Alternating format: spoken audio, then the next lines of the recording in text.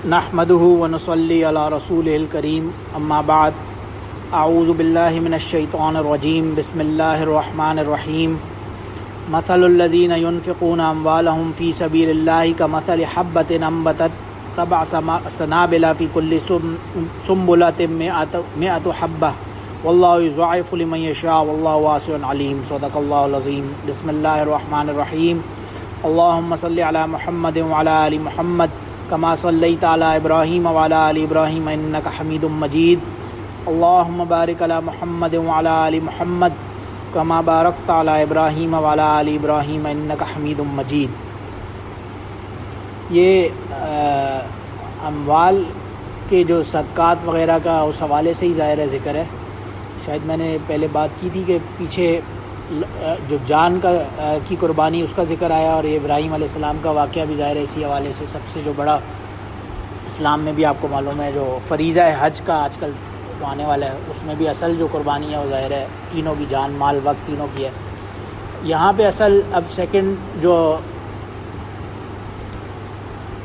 ایک سے جان سے تو پیچھے گزر گیا تھا قاتلوا فی سبیل اللہ والا سارا مسائل، اور جالوت طالوت کے اور داؤد علیہ السلام کے واقعے میں یہ مال کی خرچ کرنے اور صدقے کے فضائل کے حوالے سے اب یہ 2-3 رکوع ہیں، اور اس کے بعد سود کے بس حوالے سے جو ربا جسے انٹرسٹ کہا جاتا ہے اس حوالے سے فائنل جو لاسٹ آیات قرآن کی نازل بھی ہوں اس پہ ہم بات کریں گے، اور اس کے بعد فائنل رکوع ہے یہ سورہ بقرہ کے اینڈ ہے۔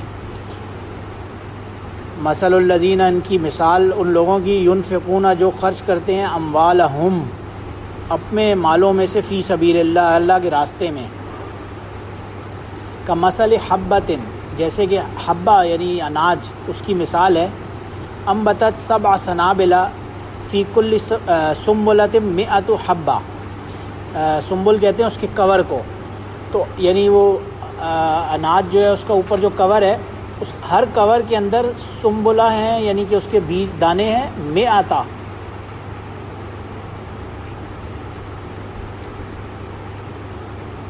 نہیں، ہر اناج کے اندر 7 سنابل اندر وہ ہیں، بیج ہیں، اور اس کے اندر جو اندر فردر دانے ہوتے ہیں وہ 100 ہیں، ہر ایک کے اندر انڈیویجول، ایک کے اندر 7 ہیں، 7 سنابل ہیں، اور فی کل سنبلہ ہر سنبلہ یعنی سنابل پلورل ہے سنبلہ کی، اس کے اندر 100 حبہ ہیں، اناج جو کھاتے ہیں۔ مجھے نہیں معلوم وہ غالباً یہ وہ جو اناج اس کا کراپ ہوتا ہے اس کے اوپر کی بات ہو رہی ہے، اوپر کا ایک اس کا فلاور ہوتا ہے، پھر اس کے اندر اس کا شاید جس کے اندر وہ اناج رکھا ہوتا ہے وہ پارٹ ہوتا ہے، اس کو کیا کہتے ہیں؟ حبہ تو اناج کو ہی کہتے ہیں، اس کے اندر جس کے اندر بہرحال وہ جو کھانے کا جو ہوتا ہے وہ اندر ہر ایک کے اندر پہلے 7 ہیں، اور پھر اس 7 کے اندر فضیل ایچ کے اندر 100 الگ سے بنے ہوئے ہیں۔ یہ ان لوگوں کی مثال ہے جو خرچ کرتے ہیں اللہ کے راستے میں، ان کو یعنی یہ اس کا نیٹ رزلٹ ملتا ہے۔ اس کی مثال اللہ نے ایسے دی کھیتی باڑی سے، یعنی ایگریکلچر پروڈکٹ سے، کہ ہر بندہ کھانا کھاتا ہے، روٹی کھاتا ہے، ویٹ کھاتا ہے ہر بندہ، تو اللہ نے اس سے مثال دی۔ ہر بندے ایسا دنیا میں کہیں پہ بھی ہوں روٹی نہیں کھاتے، اگر توے پہ پکا کے تو وہ بریڈ کھاتے ہیں، یا کسی نہ کسی فارم میں آپ پروٹینز، خاص طور سے یہ جو کاربوہائیڈریٹس، یہ کسی نہ کسی فارم میں لوگ کنزیوم کرتے ہی ہیں، تو جس فارم میں بھی کرتے ہیں اس لیے یہ سمجھنا ایک تو بہت آسان ہے، اور پھر اس کی اللہ ریٹرن کیا دیتا ہے، یعنی ٹیکنیکلی آسان لفظوں میں یہ سمجھیں کہ ہر 1 روپے خرچ کیا تو اس کے بدلے 700 ملتے ہیں، ہر ایک کے بدلے۔ واللہ یضاعف لمن یشاء، اور اللہ چاہے تو اس سے بھی زیادہ دے دیتا ہے۔ واللہ واسع علیم، اللہ بہت ہی وسیع ہے اور جاننے والا ہے۔ یعنی ایک جگہ پہ آتا ہے 10 امثال، یہ ہر ایک نیکی کے بدلے 10 نیکیاں تو ملتی ہیں، لیکن یہاں پہ جو مال خرچ کرنا اللہ کے راستے میں اس کے بڑا فضیلت بتائی جا رہی ہے کہ ایک خرچ کریں گے، ایک سنگل یونٹ آف جو بھی کرنسی ہے کہیں کی کسی ملک کی، 1 روپیہ کسی نے خرچ کیا، $1 خرچ کیا، 1 پاؤنڈ خرچ کیا، 1 یورو خرچ کیا، 1 ین خرچ کیا، 1 یوان RMB کچھ بھی ہے، ایک خرچ کرنے کے اللہ کے راستے میں 700 ریٹرن ہے، اور 700 تو منیمم ہے۔ واللہ یضاعف لمن یشاء، اور اگر اللہ چاہے تو اس سے بھی زیادہ، یہ 700 تو منیمم ہے۔ ایک چیز اور یہاں سمجھیں، اس میں علماء نے لکھا ہے، آپ غور کریں، اللہ نے یہاں پہ مثال دی ایگریکلچر کی، کیوں؟ کھیتی باڑی کی اللہ نے مثال دی، تو اس میں علماء لکھتے ہیں کہ کھیتی باڑی میں فائدہ کب ہوگا کہ آم میں سوچوں یار میں یہاں پہ کچھ اگا کے اور اس کا کھا پی لوں تو کیا ہوگا؟ میں اگا ہی نہیں سکتا. پہلی چیز تو ہے مجھے اگانا ہی نہیں آتا. دوسری چیز یہ ماربل لگا ہوا ہے, اس کے اوپر میں اگاؤں گا کیسے؟ تیسری چیز ہے میرے پاس یہاں کوئی پانی کا نظام نہیں ہے. تو کھیتی باڑی وہ صحیح بینیفیشل اور پروڈکٹیو ہوگی جو یہ سارے اس کے لوازمات ہیں, جو اس کے ساتھ چیزیں ہیں, وہ سب کی سب اس میں کارآمد ہو. پہلے تو وہ زمین ایسی ہو جہاں پہ اگنے کے قابل ہو, بنجر زمین نہیں ہو, زمین پروڈکٹیو ہو. پھر اس زمین پہ جو کاشتکار ہے, جو کسان ہے, جو فارمر ہے, وہ بھی ایسا ہو جو کھیتی باڑی جانتا ہو, ورنہ تو وہ اس کراپ کو ضائع کر دے گا. پھر جو بیج وہ اندر ڈال رہا ہے وہ بیج بھی ایسا ہو کہ اس میں اگنے کی صلاحیت ہو, کیپیسٹی, کیپیبلٹی ہو, ورنہ تو وہ بیج کسی کام کا نہیں ہوگا. اور پھر اس کو جو موسم اور ماحول بھی مل رہا ہے وہ ایسا مل رہا ہو کہ وہ اس کے اندر صحیح پروان چڑھا ہو. مثال کے طور پہ کوئی ایسی جگہ یہاں سندھ وغیرہ میں ہمارے یہاں آم بہت اچھا اگتا ہے, اور دنیا میں کہیں نہیں اگتا. آپ دبئی چلے جائیں, امریکہ, یورپ, وہاں ملتا ہے آپ کو ادھر اس پہ سپر مارکیٹ پہ. لیکن اس دن ہی میری کسی سے بات ہو رہی تھی, وہ سپر مارکیٹ سے آم لایا, بچہ کسی جاننے والے کی بات ہو رہی تھی. اب اس نے دادی یہاں سے گئی ہوئی تھی ملنے, انہوں نے کہا اچھا بھائی آم کھاؤں گے؟ ہاں. وہ آم لایا, اس نے کاٹا, اوپر چینی ڈال رہا تھا کہ اس کو میں میٹھا کر کے تو کھاؤں گا نا, ٹیسٹ لیس آم ہے. تو وہ وہاں مل بھی جائے گا تو بھی ٹیسٹ لیس ہوگا, اس کا فائدہ ہی نہیں ہے. جو یہاں 2 سال پہلے لے لیے وہ ٹیسٹ ہی نہیں ہے نا اس میں. جی جی جی جی جی وہ امپورٹیڈ ہوتے ہیں, اس میں ٹیسٹ ہی نہیں ہوتا. ایسے ہی ہے. ایون دبئی اتنا قریب ہے, یہاں آپ کیئر فور پہ جا کے آم خریدیں گے وہ آپ کو مل تو جائے گا, اس میں یہاں پہ ٹیسٹ نہیں ہے. دبئی سے لوگ یہاں بیچارے آم کی پیٹیاں اٹھا کے لے جاتے ہیں, کوئی جاننے والے میں جو دیکھتا ہوں. کہنے کا مطلب خالی یہ ہے کہ یہ ساری چیزیں اندر انوالو ہوں, یہ سب چیزیں اس کے اندر صلاحیت بھی ہو. تو اس سے اصل مراد کیا ہے کہ جب صدقہ کر رہے ہیں اللہ کے راستے میں تو ایک تو اخلاص بھی ہو, بندہ کی نیت صحیح اچھی اللہ کے راستے میں خرچ کرنے کی ہو, دکھاوے کی نہیں ہو. پھر وہ جو مال کما رہے وہ حلال کا ہو, چوری ڈاکے سے کما کے وہ صدقہ کرتا رہے گا, اس پہ اجر نہیں ملے گا, حرام کمائی سے اجر نہیں ملے گا, حلال کمائی بھی ہو. پھر وہ جس کو دے رہا ہے وہ دینے والا مستحق بھی ہو, ایسی کسی کو ضرورت ہی نہیں ہے, اس کو دے دیا مال تو وہ کیا, اس کا تو فائدے کا نہیں ہوگا. تو یہ سب چیزیں میٹر کرتی ہیں, سب چیزیں. یہ اس وجہ سے اللہ نے اس کی مثال یہاں پہ اس ایگریکلچر کے ساتھ دی کہ اچھا پھر جب یہ سب چیزیں ہوں گی اور بندہ صدقہ کرے گا تو منیمم 1 دے گا تو اس کے بدلے 700 ملیں گے, اور 700 بھی منیمم, اس سے بھی زیادہ, یضاعف لمن یشاء, اس سے زیادہ کر کے ملیں گے. الذین ينفقون اموالهم فی سبیل اللہ ثم لا یتبعون ما انفقوا منا ولا اذى لهم اجرهم عند ربهم. اور وہ لوگ جو خرچ کرتے ہیں اپنے مالوں میں سے اللہ کے راستے میں, ثم لا یتبعون ما انفقوا منا ولا اذى, کہ وہ کسی پہ احسان جتانے کے لیے یا کسی کو تکلیف دینے کے لیے نہیں مال پھر خرچ کرتے. مال خرچ کیا تو بس اسے بھول گیا, پھر اس کی پیچھے اس سے کوئی ریٹرن دے رہے ہیں, یا اسے ویسے دن رات کوئی احسان جتا رہے ہیں اس پہ دن رات, یا ویسے اسے کوئی تکلیف دے رہے ہیں, اس کا تو کوئی فائدہ نہیں ہے مال کا. لیکن جو ایسا نہیں کرنے والے, لہم اجرہم عند ربہم, ان کے لیے دیکھیں ہم کتنا زیادہ آپ اگر نوٹ کریں, ہر جگہ پہ لہم اجرہم عند ربہم, سب کا مطلب وہی ہے, وہ سب لوگ, وہ سب لوگ, وہ سب لوگ. یہ پروناؤنز اگر آپ صحیح طرح سے سمجھ لیں ایک دفعہ, انشاءاللہ آدھے سے زیادہ مسئلے حل ہو جاتے ہیں. اجر کا بھی مطلب آپ کو سمجھ آ گیا, اندا کا بھی مطلب آپ کو پتہ ہے. اندا کا کیا مطلب ہے؟ اندا اللہ کی طرف سے, اللہ کے پاس نہیں, صرف اندا لفظ کا مطلب اندا, پاس, آس پاس, بالکل. اندا ربہم, ربہم ان کے رب کے پاس. سمپل توڑ کے کریں تو پورا ٹرانسلیشن سمجھ آ جاتا ہے. ولا خوف علیہم ولا هم یحزنون, پھر ان کے لیے نہ کوئی خوف ہے. دیکھیں اگین اس پوری آیت کو آپ ٹرانسلیٹ کر سکتے ہیں, ولا خوف کوئی خوف نہیں ہے, لہم علیہم ان پر, اور ولا ہم ان کے لیے کوئی بھی, یحزنون, حزن کہتے ہیں غم کو, یحزنون وہ غم, اس دن کوئی غم نہیں ہوگا ان کو. قولم قیامت کے لیے لکھا ہے. جی, ان کو ظاہر ہے انہوں نے اللہ کے راستے میں خرچ کیا, پھر ظاہر ہے اب جب وہ ریٹرن پائیں گے تو پھر ان کو کوئی ڈر خوف کسی چیز کا غم نہیں رہے گا. قول معروف و مغفرۃ خیر من صدقہ یتبعها اذى, اور صدقہ دینے کے بعد اچھی بات کرنا جو ہے اس کے بارے میں آ رہا ہے کہ جیسے اچھی بات کرنا بھی صدقہ ہے. حدیث پہ آتا ہے نا کہ کوئی کسی بندے کا کوئی مالدار نہیں ہے تو وہ کسی کا ویسے ہی دل بہلا لے, کسی کو مورل ایموشنل سپورٹ ہی دے دے, تو وہ بھی صدقے کے اس میں آ جاتا ہے, وہ بھی بہتر ہے. اور وہی اگین تکلیف دینے کے لیے نہ ہو. اور واللہ غنی حلیم، اللہ بڑا غنی ہے اور حلیم ہے۔ یا ایھا الذین آمنوا لا تبطلوا صدقاتکم بالمن والاذی وکالذی ينفق مالہ رئاء الناس ولا یؤمن باللہ والیوم الآخر۔ اگین بات ایگزیکٹلی ڈفرینٹ نہیں ہے، وہی ہے کہ اے ایمان والوں اپنے صدقات کو باطل نہیں کر دو، یعنی جب دے ہی رہے ہو، مال خرچ ہی کر رہے ہو، تو اس کو باطل کرنے کا کیا فائدہ؟ بالمن والا، وہی اگین احسان جتلا کے اور تکلیف دے کے کسی کو اپنے مال صدقے کو ضائع کیوں کرتے ہو؟ کالذی، ان لوگوں کی طرح، ينفق مال، اور جو ان لوگوں کی طرح ضائع کر دیتے ہو جو ریا الناس، لوگوں کو دکھاوے کے لیے ولا کرتے ہیں یہ کام، صرف ان کا مقصد دنیا کمانا یا دنیا میں عزت کمانا ہوتا ہے۔ ولا یؤمن باللہ والیوم الآخر، یہ اللہ پر اور آخرت پر ایمان ہی نہیں رکھتے۔ فمثلہ کمثل صفوان علیہ تراب فاصابہ وابل فترکہ صلدا، ان کی مثال ایسی ہے کہ کوئی ایک پتھر ہے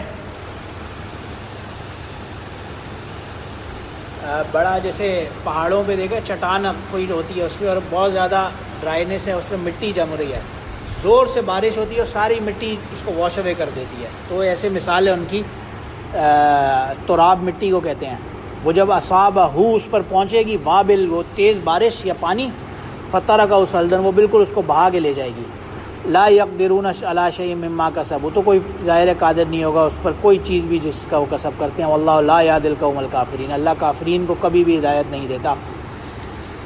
ومثل الذین ينفقون اموالهم ابتغاء مرضات اللہ تثبیتا من انفسهم کمثل جنۃ بربوۃ اصابها وابل فآتت اکلها ضعفین، اور جو لوگ خرچ کرتے ہیں مال ابتغاء مرضات اللہ، اللہ کی رضا حاصل کرنے کے لیے، اس کی مثال ایسے ہے جیسے ایک کوئی ویلی ہے، وہاں پہ گرینری ہے، جنت ویسے کہتے ہیں باغ کو ایک لغوی اعتبار سے، تو اس گرینری کے اوپر اگر کچھ بھی نہیں ہوتا تو بھی وہ گرینری ہے، وہاں پہ باغ ہے ایک اچھا، اور اگر اس پہ بارش ہوتی ہے تو اس کو اور بہار اور زیادہ خوبصورت بنا دیتا ہے۔ تو جو اللہ کی رضا کے لیے کرتے ہیں ان کا صدقہ دینا پھر ایسے ہے۔ فَإِن لَمْ يُصِيبَهُ وَابِلٌ فَطَوَلَّ، یہ بات وہی ہو رہی ہے، اگر اس کو نہیں پہنچے گی کوئی بارش تو فَطَوَلَّ، تو وہ اسی طرح گرین رہے گا۔ وَاللَّهُ بِمَا تَعْمَلُونَ بَصِيرٌ۔ أَيَوَدُّ أَحَدُكُمْ أَن تَكُونَ لَهُ جَنَّةٌ مِّن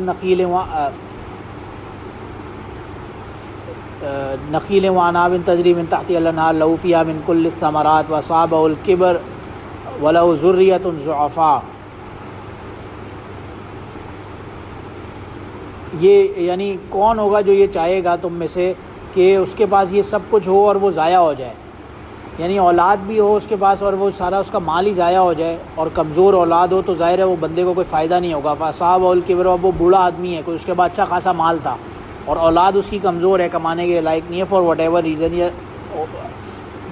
ویسے کوئی خدا نہ خواستہ اللہ نہ کرے ویسے بیمار ہو کچھ ہو، لیکن اب وہ مال ہی اس کا ضائع ہو گیا تو اس بندے کو کیا فائدہ ہوگا؟ فَأَصَابَهَا إِعْصَارٌ فِيهِ نَارٌ فَاحْتَرَقَتْ، اور اس کو پہنچ جائے کوئی آگ سے جل جائے، اس کا پورا باغ جل جائے، نار آگ کو کہتے ہیں، پورا جل گیا۔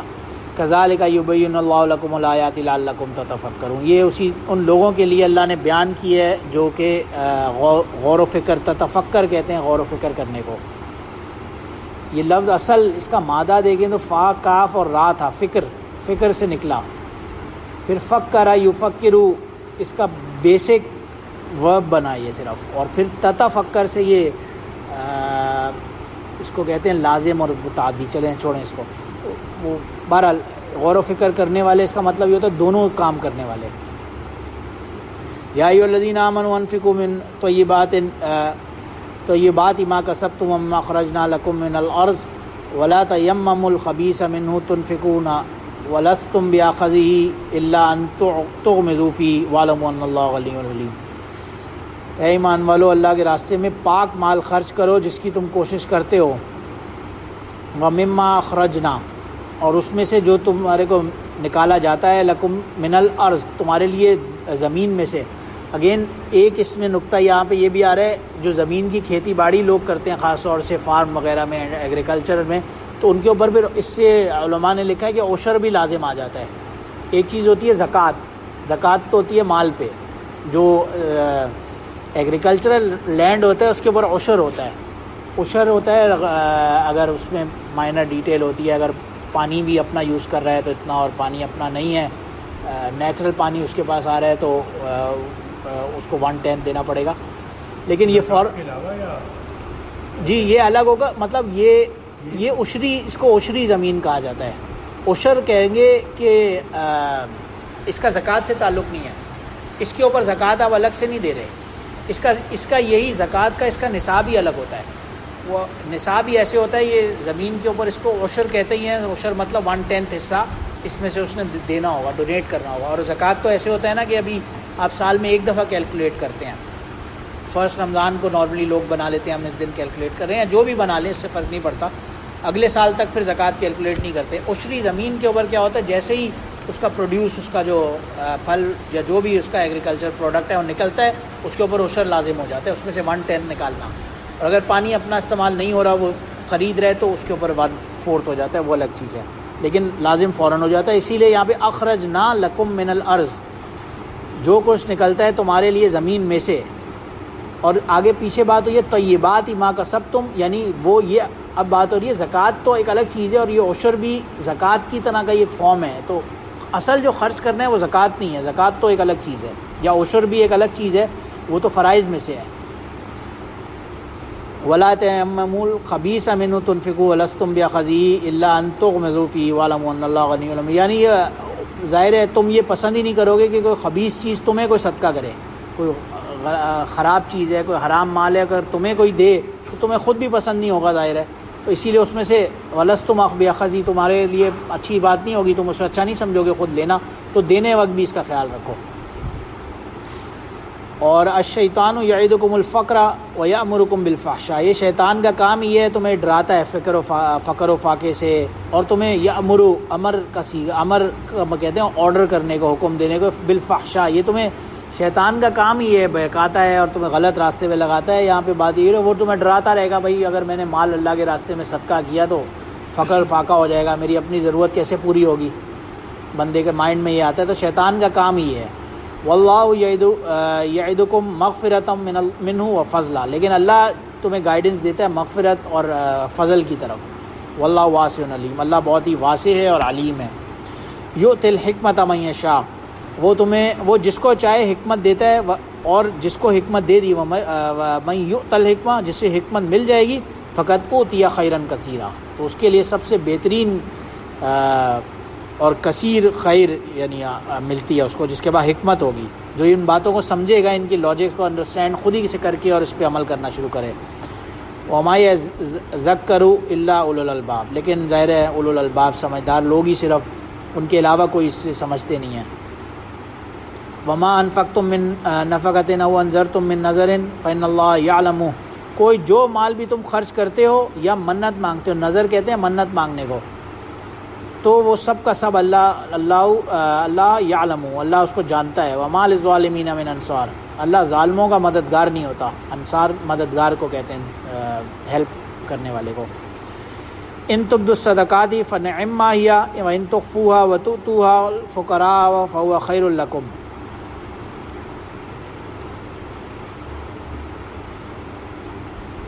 یہ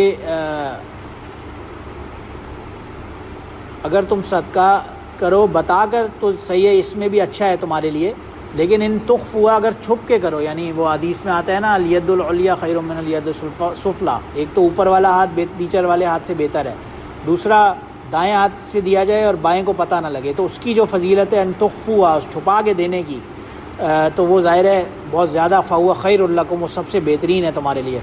وہ کیا کرتی ہے، وہ یکفر عنکم من سیئاتکم، وہ تمہارے لیے تمہارے اوپر سے تمہارے گناہوں کو مٹاتی ہے.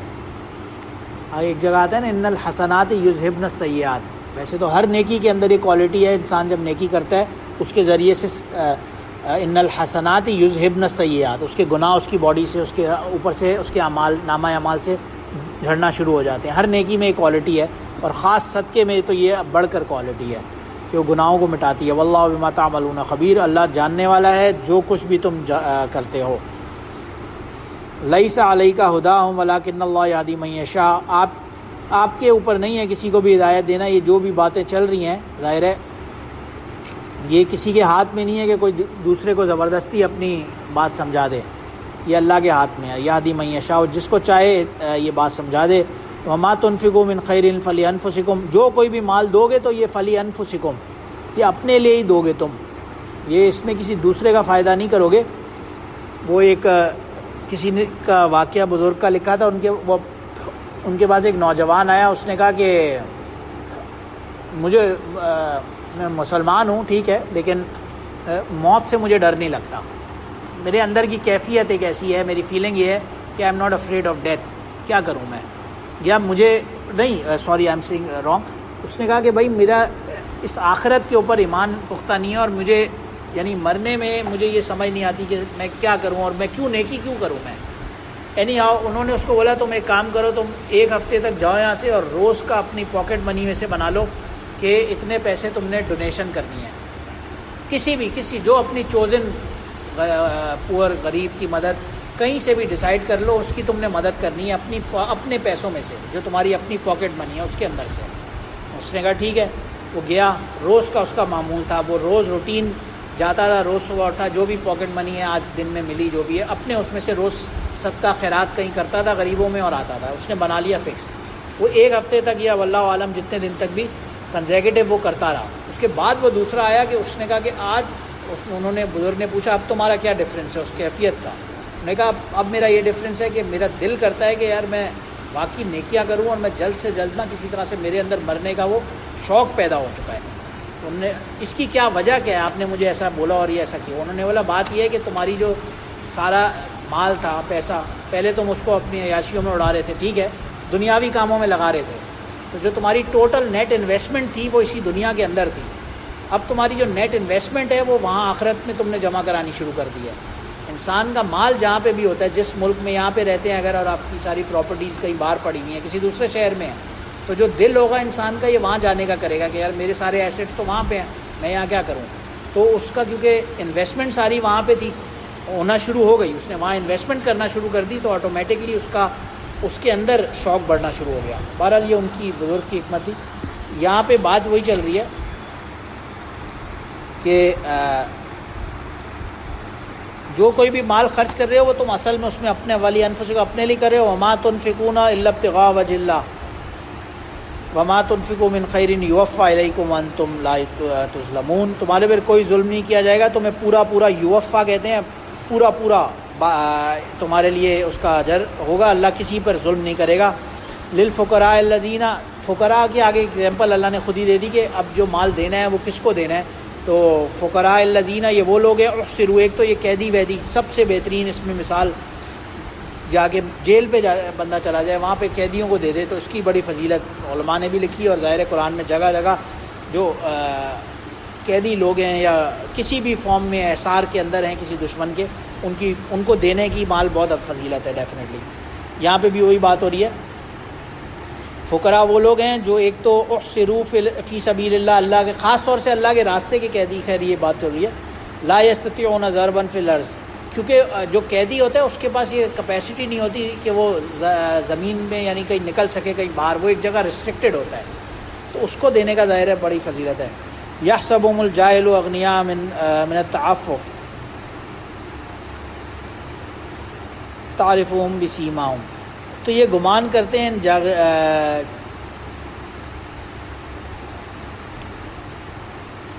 ان کا تعارفوں بسیماہم، ان کے چہروں سے پہچانے جائیں گے یہ لوگ.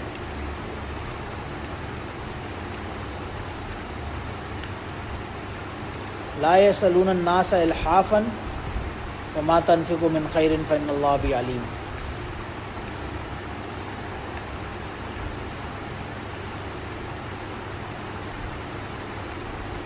یہ ایک تو چہروں سے پہچانے جانے کی بات ہو رہی ہے، یعنی ان لوگوں کو جو مال کے واقعی ضرورت مند ہوتا ہے اس کے لیے ضروری نہیں ہے، اس کے ایکچولی آپ کو ان ریالٹی شکل بتا دیتی ہے کہ واقعی جینین ضرورت مند ہے اگر کوئی بندہ.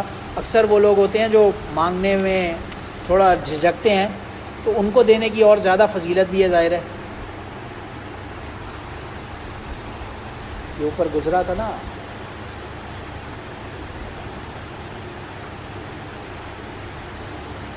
نہیں وہ آگے آئے گا، سوری اگلے نیکسٹ رکوع میں آئے گا، ان کی ڈیٹیل آئے گی. الذین ينفقون اموالهم باللیل والنہار سرا وعلانیہ فلہم اجرہم عند ربہم ولا خوف علیہم ولا هم یحزنون. آگے نہیں، آگے ربا کی بات ہے. میں یہیں پہ رکتا ہوں، یہاں آگے تو ربا کی بات چل رہی ہے تو وہ نیکسٹ اس میں کر لیں گے.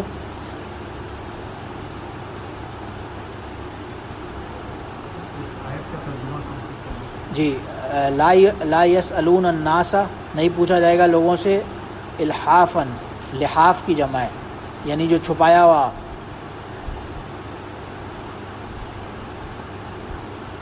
جو کوئی بھی مال وما تنفقوا من خیر، جو بھی کوئی دیتا ہے اچھائی میں سے، تو فإن اللہ بعلیم، اللہ اسے خوب جاننے والا ہے.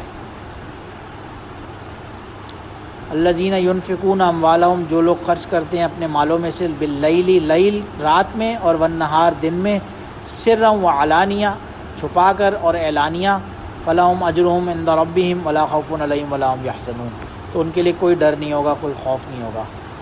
ایک یہاں پہ آیت گزری تھی جہاں اس جو ہوتے ہیں نا ایک سفید پوش لوگ ہوتے ہیں، میں یہ ان کی فضیلت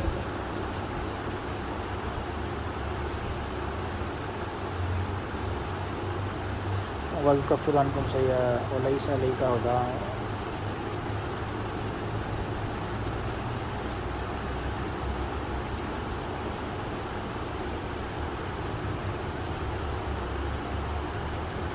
صحیح ہے. یہ لوگ گمان کرتے ہیں کہ یہ لوگ غنی ہیں، لیکن بہرحال انہیں نہیں، یعنی یہی بات ہے. میں دوبارہ اس کو دیکھتا ہوں، اگر اس میں سے کوئی کوشچن ترجمے میں ہو تو آپ بات کر سکتے ہیں.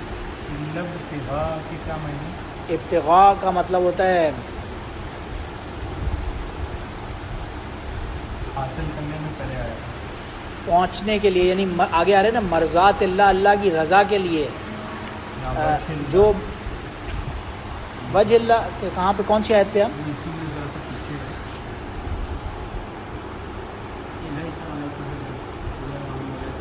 آیت نمبر بتائیں. 272 اس کے درمیان میں. لیس علیک ہداہم ولکن اللہ یہدی من یشاء وما تنفقوا من خیر وما تنفقوا الا ابتغاء وجہ اللہ.